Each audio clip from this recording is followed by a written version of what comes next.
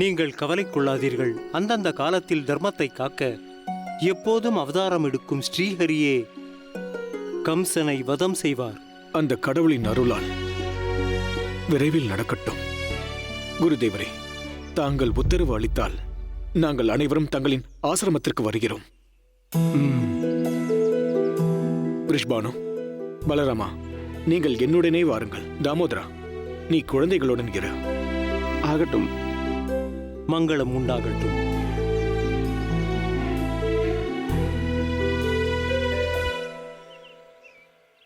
அருகிலும் நதி இருக்கிறது. ராதைக்கும் தாகம் எடுக்கிறது. ராதை இப்போது என்ன செய்ய வேண்டும் தாமு மாமா? ராதா, உனக்கு இருக்கும் தாகத்தை பார்த்து எனக்கு ஒன்று தோன்றுகிறது. நீ அந்த நதியில் குதித்து குடிக்க வேண்டும். நான் விளையாட்டாக தான் கூறினேன். ராதா,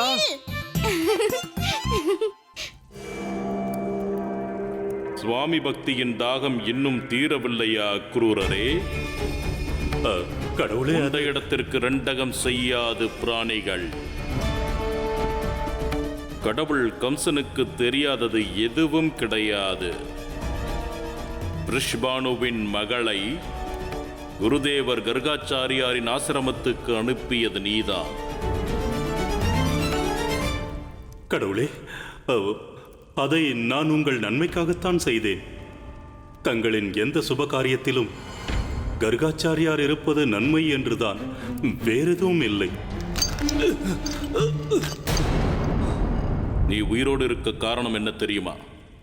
உன் மரணம் எனது கைகளால் அல்ல, உன் ராஜதந்திரத்தால் தான் என்று எழுதியிருக்கிறது. உனது எந்த மகாராஜாவிற்காக நீ இந்த கடவுள் கம்சனிடம் கபட நாடகம் ஆடினாயோ, அதே மகாராஜா வசுதேவனின் கையால் உனது கபட நாடகம் முடியப் போகிறது. பிரலப், கூறுங்கள் கடவுளே. சேவகனுக்கும் எஜமானுக்கும் இடையில் மல்யுத்த ஏற்பாடுகளை செய். தங்கள் ஆணைப்படி.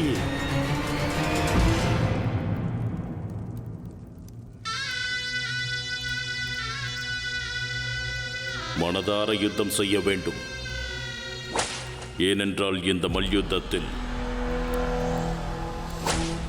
உயிருடன் மிஞ்சப் போவது ஒருவர் மட்டுமே. பிரலப், கூறுங்கள் கடவுளே. இந்த மல்யுத்தத்தை காண விரஜ மண்டலமே இங்கு கூடியிருக்க வேண்டும். ராஜதந்திரி அக்ரூரருக்கும் மகாராஜா வசுதேவருக்கும் இடையில் நடக்கும் போட்டி அல்லவா? நிச்சயமாக.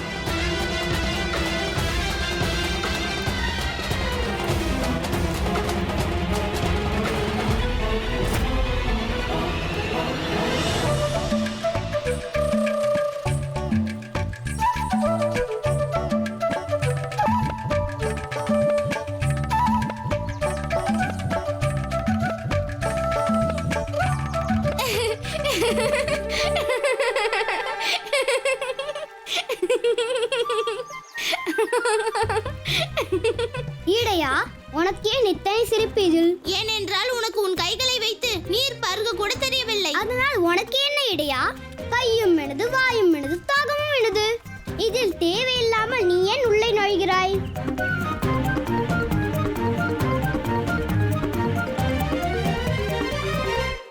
இடையா, நான் ராதை ஆவேன். நான் சிறிது நேரத்திலே எதையும் கற்றுக்கொள்வேன். கோபிகையே, நானும் அறிவேன் உனது சிறிது நேரம் எத்தனை நீளமானது என்று. அதுவரை நீ தாகத்துடன் இருப்பாயா? இடையா, நான் எந்த ஒரு வேலையும் மற்றவருக்காக செய்ய மாட்டேன். ஆனால் எனக்கு ஒரு விருப்பம் ஏற்படுகிறது. உனது கரங்களால் நீர் குடிக்கலாம் என்று. அதனால் உனது கரங்களாலே நீர் குடித்துக் கொள்கிறேன். சரி, சென்று நீரெடு. சரி சரி நச்சரிப்பு கோபிகையே, ஆனால் முதலில் நீ இந்த நதியில் குதித்து விடு. பிறகு நான் உனக்கு நீர் அளிக்கிறேன்.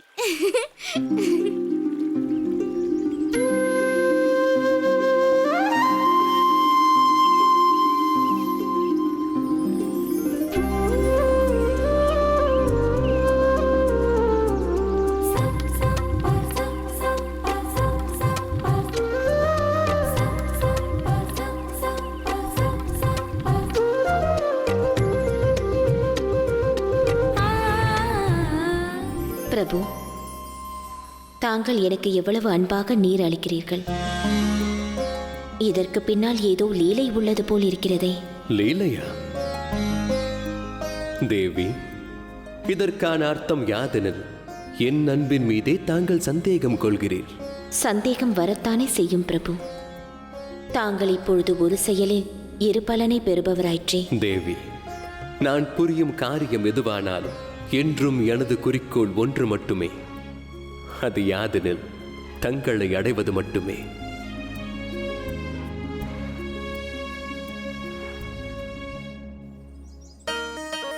அடே கண்ணா,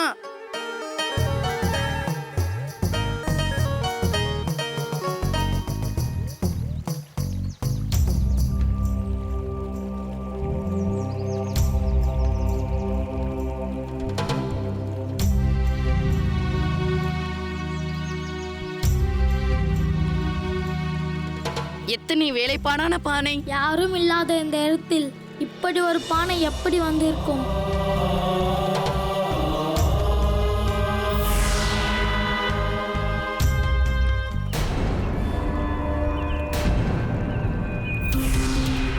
இப்பானை எவ்வாறு உள்ளே சென்றது?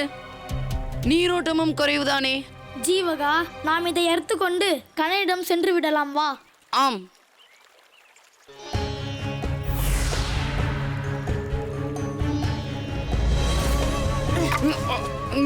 இதை என்னால் தூக்க முடியவில்லையே.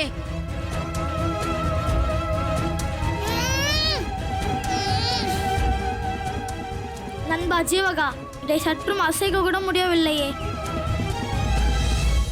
நண்பா, இதில் நிச்சயம் ஏதோ பிரச்சனை இருக்கிறது. கண்ணா கண்ணா கண்ணா, இங்கே வேகமாக வா. இவர்களுக்கு என்னவாயிற்று? கண்ணா, நில் கண்ணா, எனது தாகம் இன்னும் தீரவில்லை கண்ணா. தேவமுனிவரே, இதோ நான் நினைத்தது நடந்துவிட்டது. பார்த்தீர்களா? தங்களின் பிரபு எனக்காக வரவில்லை. நான் அறிந்த வரையில் அவர் இந்த பானையை எதிர்பார்த்துதான் இங்கு வந்திருக்கிறார். நாராயண நாராயண, தாயார் கூறுவது சரிதானே பிரபு.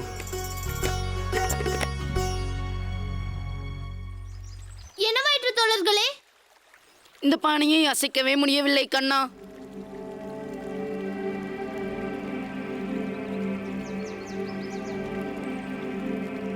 அப்படியா? ஆமாம். இந்த பானை லகுவாகத்தானே இருக்கிறது.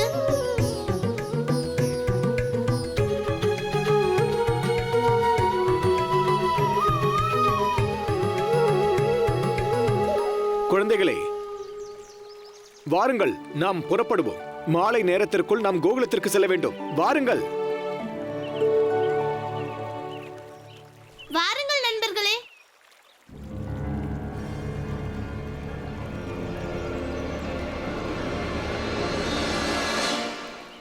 வந்து விடுதாமா, சென்று விடுவோம்.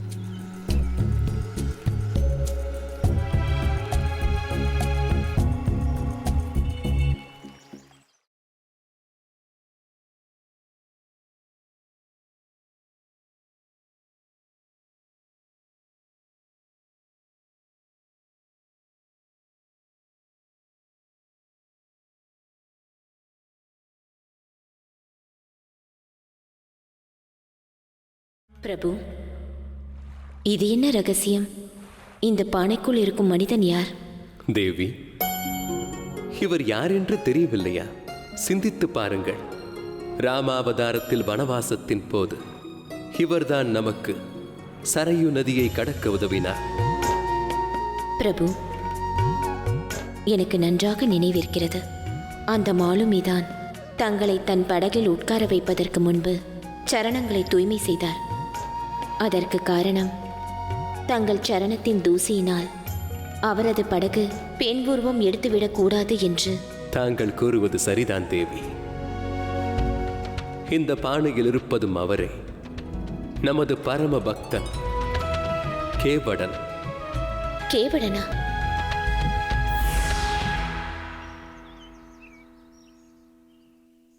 கண்ணா, நீ ஒரு சிறு குழந்தை. ஆனாலும் உன் தாயை விட்டு விட்டு பெரிய பெரிய காரியங்களை செய்ய போகிறாய். உன் தாயை நினைத்து உனக்கு கவலை இல்லை இல்லையா? தாயே, உங்களை தான் நினைத்துக் கொண்டே இருந்தேன். அதனால் தான் அண்ணனையும் அப்பாவையும் உடனே அழைத்து வந்து விட்டேன். நீங்களே சொல்லுங்கள், நான் செய்தது தவறா?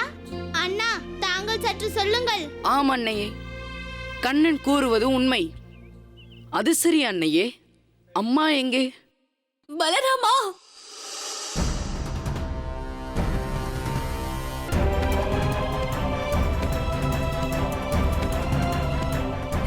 அம்மா! பலராமா,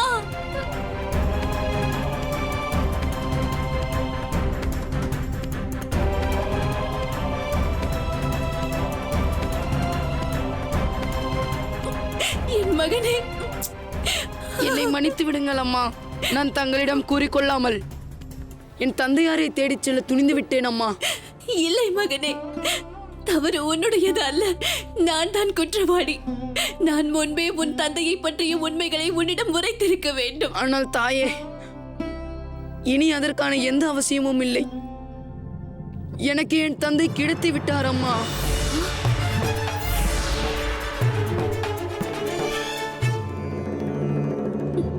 பலராமா, நீ நீ என்ன கூறுகிறாய்? ஆமம்மா, மதுராவில் நான் மகாராஜா வசுதேவர் மற்றும் தாயார் தேவகியை சந்தித்தேன்.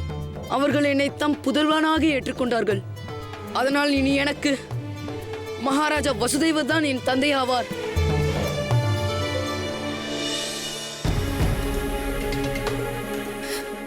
உண்மையும் அதுதான் மகனே. மகாராஜா வாசுதேவர் தான் உன் தந்தையாவார். தேவகி தான் உன்னுடைய தாயும் கூட. நான் உன்னை பெற்றெடுத்தவள் மட்டுமே.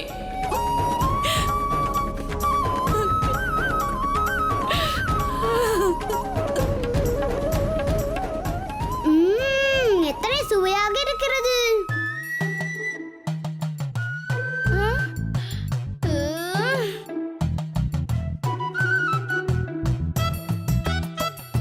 நான் ராதே ஆவேன். எனக்கு எப்போதெல்லாம் பசி எடுக்கிறதோ நான் உடனே உண்ண ஆரம்பித்து விடுவேன். ஏனினும் அத்தனை பசி இல்லை. இவை அத்தனையும் முடித்திருப்பதற்கு. ஒருவேளை உங்கள் அழுகை எல்லாம் முடிந்து விட்டிருந்தால் நீங்களும் வாருங்கள், நீங்களும் வந்து உண்டு விடுங்கள். ஆம் மகளே ராதா, எங்களுக்கும் பசி எடுத்து விட்டது. கண்ணா, நீ சென்று உன் நண்பர்கள் அனைவரையும் அழைத்து வா. நாம் அனைவரும் ஒன்றாக உண்ணலாம்.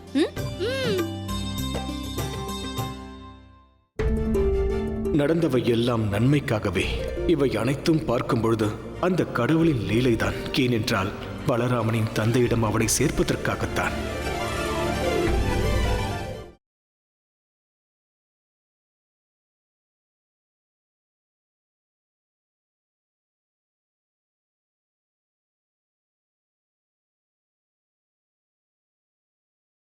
பிரபு, இது என்ன? கேவடன் மண்பானையில். தேவி, நினைவிருக்கிறதா? சரையு நதியை நாம் கடந்த பிறகு நான் கேவடனுக்கு ஊதியத்தை அளிக்கும் பொருட்டு ஒரு கணையாழியை அளித்தேன். ஆம் பிரபு. பிறகு உங்கள் பரம பக்தன் கேவடன் ஊதியம் வேண்டாம் என்று கூறிவிட்டார். பிரபு, தாங்கள் செய்வது என்ன? நான் தங்களின் அடிமை. நான் எவ்வாறு தங்களிடம் ஊதியம் பெற்றுக்கொள்வது?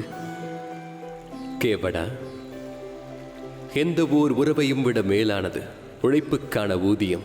ஆதலால் நீ இந்த ஊதியத்தை பெற்றுக்கொள்ளவே வேண்டும். பிரபு, தாங்கள் இந்த அவலைக்கு ஏதேனும் செய்ய வேண்டும் என்றால் தங்களை எப்படி நான் ஆற்றை கடத்தி விட்டேனோ அதே போன்று இந்த பிறவி பெருங்கடலை கடந்துவிட தாங்கள் எனக்கு உதவ வேண்டும். இதுதான் எனது உழைப்பிற்கான ஊதியமாகும். ஆகட்டும். பிரபு, அப்படியானால் மரணத்திற்கு பிறகு கேவடனின் மனம் தடமாறிவிட்டதா? தங்கள் மீது அவர் கொண்டிருந்த பக்தி மாறிவிட்டதா? பிறகு ஏன் அவருக்கு இந்த நிலை? இல்லை தேவி, மரணத்திற்கு பிறகும் கேவடனுடைய மனதில் என் மீது எல்லையற்ற பக்தியே இருந்தது.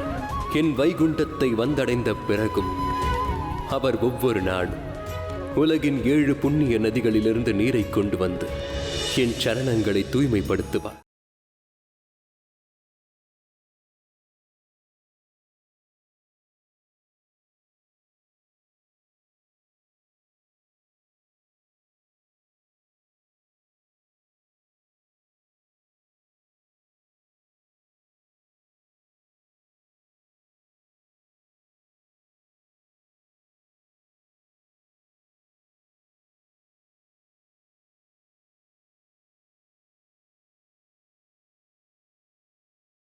பிறகு ஏன் இப்படி?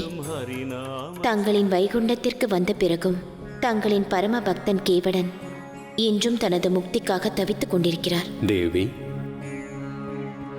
வழக்கம் போல் அன்றும் கேவடன் எனக்காக உலகின் 7 புண்ணிய நதிகளின் நீரை எடுத்து வரும்போது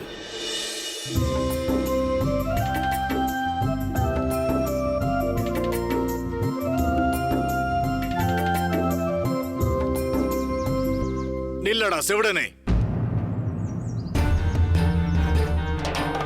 துர்வாச முனிவரா? வணங்குகிறேன் சுவாமி. திமிரு பிடித்தவனே, எந்த கனவில் நீ மிதந்து கொண்டு செல்கிறாய்? மன்னிக்க வேண்டும் முனிவரே, நான் எனது பிரபு விஷ்ணுவின் பக்தியில் மூழ்கி இருந்தேன். விஷ்ணு பக்தனா? கொடு, அந்த பானையில் இருக்கும் நீரை எனக்கு தா. முனிவர் அவர்களே, இந்த பானையில் 7 நதிகளின் புனித நீர் உள்ளது. இதை நான் எனது பிரபுவிற்கு மட்டுமே அர்ப்பணிக்க முடியும். துர்வாச முனிவரின் ஆணைக்கு இணங்கவில்லை என்றால் என்ன விளைவு என்று உனக்கு தெரியுமல்லவா? மன்னிக்க வேண்டும் முனிவரே, தங்களுக்கு நான் இந்த நீரை தந்துவிட்டால் பிறகு என் பிரபு காத்திருக்க வேண்டியிருக்கும். எனக்கு என்னவானாலும் சரி, என் பிரபுவை காத்திருக்க வைக்க என்னால் இயலாது. மூர்க்கனே, நீ உன்னுடைய பக்தியின் மீது கொண்ட பெருமையால் இந்த பானையில் இருக்கும் நீரை என்னை குடிக்க விடாமல் நீ தடுத்து விட்டாய் அல்லவா? துர்வாசக முனிவராகிய நான் உனக்கு சாபம் அளிக்கிறேன். நீ எப்போதும் நிரந்தரமாக இந்த பானையின் உள்ளே நீ அடங்கி கிடந்து 7 நதிகளிலும் அலைந்து திரிவாயாக. மன்னித்து விடுங்கள் முனிவரே, மன்னித்து விடுங்கள். சாபம் அளிக்காதீர்கள். என்னை என் பிரபுவின் காலடியில் இருந்து விலக்கி விடாதீர்கள். மன்னித்து விடுங்கள் முனிவரே, மன்னித்து விடுங்கள். என் சாபம் என்றும் பலிக்காமல் இருந்ததில்லை. நீ நிரந்தரமாக இந்த பானையின் உள்ளேயே கைதியாக அகப்பட்டிருப்பாய். தன் தன்னலமற்ற பக்திக்காக இத்தனை கொடிய தண்டனையா? பிரபு, கேவடனுக்கு முக்தி எப்பொழுது கிடைக்கும்? கேவடன் மீண்டும் மீண்டும் மன்னிப்பு கோரிய போதும் ரிஷி துர்வாசர் அவனை மன்னிக்கவில்லை. அதிலிருந்து வெளிவரும் மார்க்கத்தையும் அவனுக்கு சொல்லவில்லை. துர்வாச முனிவர் இத்தனை ஆணவம் கொண்டிருக்க கூடாது. சரி, இப்பொழுது கேவடன் முக்தி அடைவது எவ்வாறு பிரபு? தேவி, சாபத்தின் காரணமாக துன்பமடைந்து கேவடன் அதே பானையில் முடங்கி என்னை காண வந்தான்.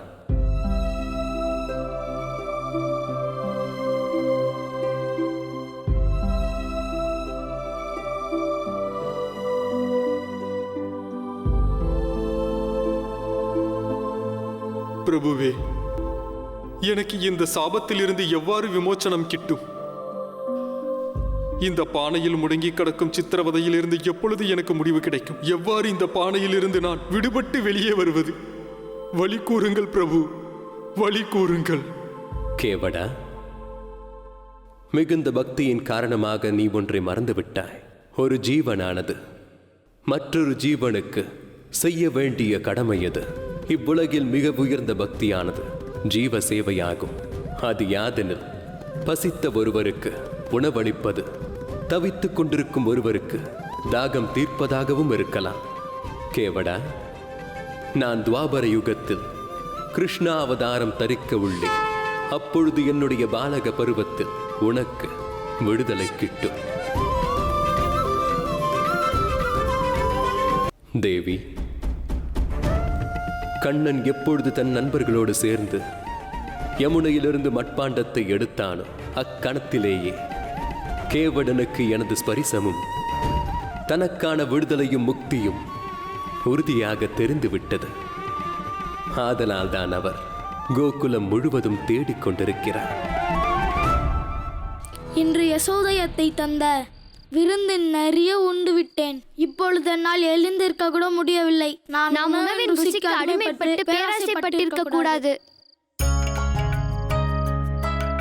கடும் சாபத்தால் மண் பானையின் உள்ளே அவன்தான் அடைப்பட்டு. நண்பா ஜீவகா, என்னால் எழுந்திருக்க கூட முடியவில்லை. நீ பாடுகிறாயே. நான் ஒன்றும் பாடவில்லை தாமா. அப்படியானால் வேறு யார் பாடுகிறார்கள் என்று சொல்லுங்கள். அட, இது என்ன?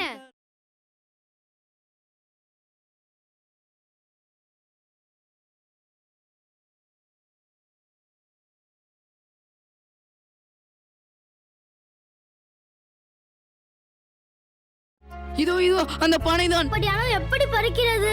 இது பறப்பது மட்டுமல்ல, நம்மை நோக்கி வந்து கொண்டிருக்கிறது. ஓடுங்கள்.